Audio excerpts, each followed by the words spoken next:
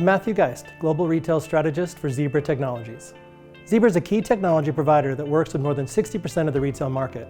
We provide mission-critical devices and software that enable retailers to provide seamless customer experiences, achieve visible and accurate inventory, and keep retail associates happy.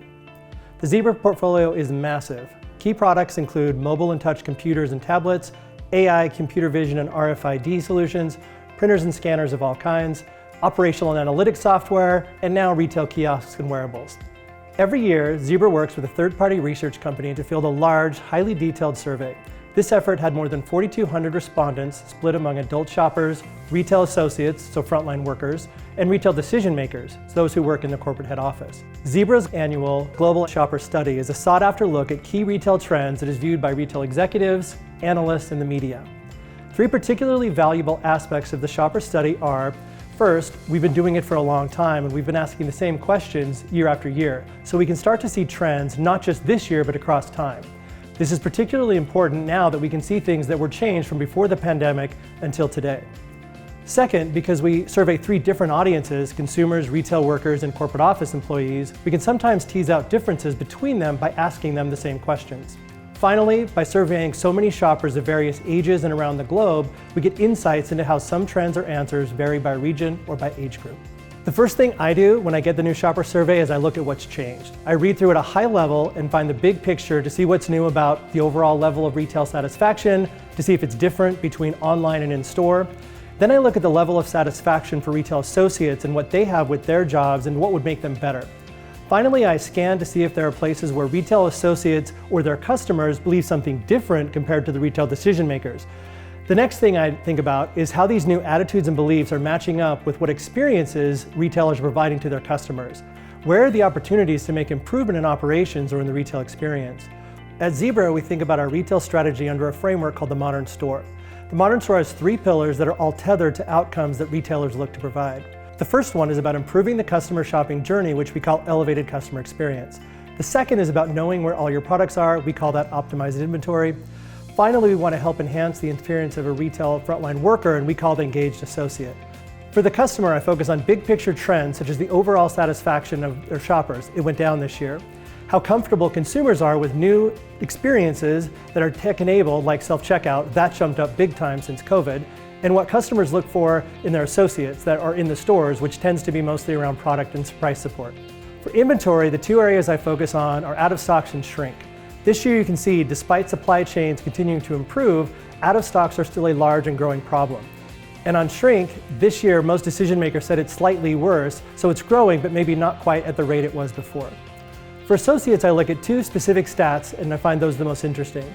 The first is how satisfied they are with their jobs. What you'll see in the survey is there's an increase in stress, particularly about how much they have to do and how few employees they have to get the jobs done.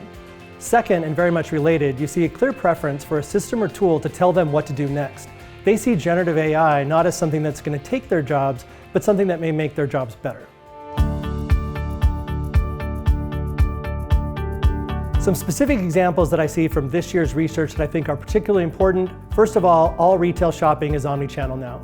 78% of shoppers prefer to mix and match in-store and online shopping. That's up about 3% this year, but fully 20 percentage points since 2019. Wherever your logo shows up, the consumer now demands that those experiences be connected and efficient.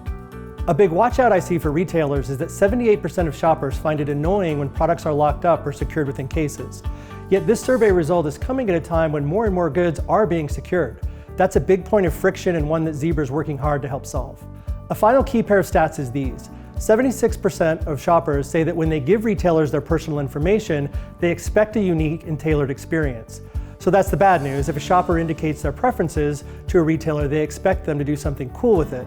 But on the plus side, 75% of shoppers say that when a retailer recommends something personalized, they're more likely to buy it. So high effort, high reward.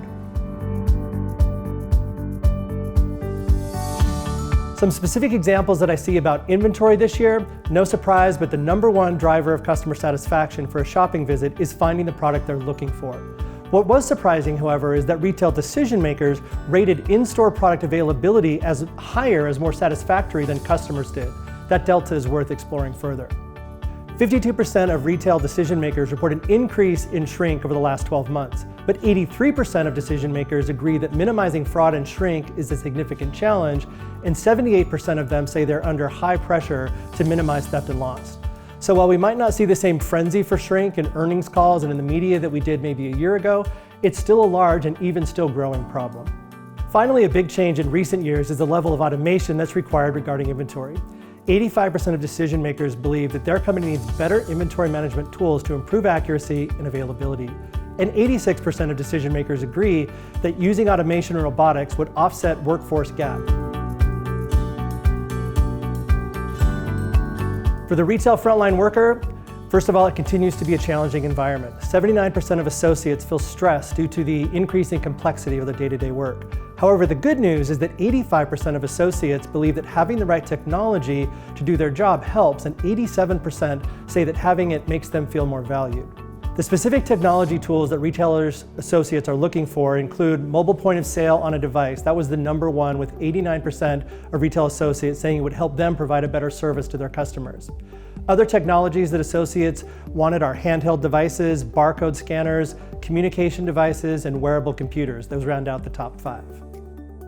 Finally, this is a key stat to watch. 85% of frontline workers prefer automatically prescribed tasks for managing their day and figuring out what to do next. This is up 13 percentage points since just 2021. Retailers today have to do more with less, from the cost and availability of labor, to needing to be more efficient with ad and digital spends, to needing to get more sales per square foot from their stores. Doing everything everywhere all at once is the norm. Two areas where retailers are most able to increase efficiency are data and technology. Data and the accurate conclusions from it form the basis of recognizing trends, challenging dated thinking, and improving efficiency, and even avoided being disrupted. And technology is a force multiplier that can make all processes more efficient, frontline workers happier, more productive, and improves the customer experience. When I think about what barriers retailers have to implementing research findings to boost their profitability, the first thing I think of is just recognizing trends and their implications is hard, but implementing changes to react to those trends within a large organization is even harder. A few things that I've found that can help are: first, establish clear priorities among your strategies. Every action will have pros and cons, and knowing the priority of what you want to achieve will help create clear decision matrices for all involved. Second, create a high-value data environment. Clarifying and promoting consistent data sources and evaluating reality around you consistently will help frame the picture for everyone to help them know what to do next. But of course, always make sure you build mechanisms to incorporate new data over time. Finally, have known mechanisms to fund priorities. Having known and consistent investment prioritization processes within the company helps funnel more investment to top priorities and avoid rogue or diffuse efforts. Retailers have a tricky job balancing short-term wins and long-term improvements, especially retailers that report their earnings quarterly. The most crucial elements to balance these competing priorities is predictability and agility. If you can predict something like shrink, then even if it's high, at least you can manage to it. And agility lets you react quickly to changing market or consumer behavior. Something that supports increasing both predictability and agility is data. So a report like the shopper survey can be one piece of that data puzzle. And what's most striking to me about looking at all these reports collectively is just how much was changed by COVID. Before the pandemic, things changed, but they tended to be explainable and somewhat predictable. But post-COVID, I find that while some trends return to previous patterns, many either find new values in relationships or are still varying wildly. One tangible example is the simple act of a consumer acquiring a product. Before the pandemic, there were predictable purchase rates in the store, at the home website, or in other sales portals. But now all those relationships have changed. And there are many new ways like buy online and pick up in store, or at the curb, ship to warehouse, or ship from the store. And now returns have exploded in popularity, so that purchase path doesn't even stop at payment. Retailers figured out how to do these and meet those consumer demands for the new models, but they're still often less profitable than traditional in-store purchase paths. If I could give one piece of advice to retail executives on how to effectively utilize research data like the shopper study, I would say this. Customer behavior and sentiment tends to change slowly, then all at once. Data provided by reports like the shopper survey can be like an early warning sign so you can see where customer behaviors are headed.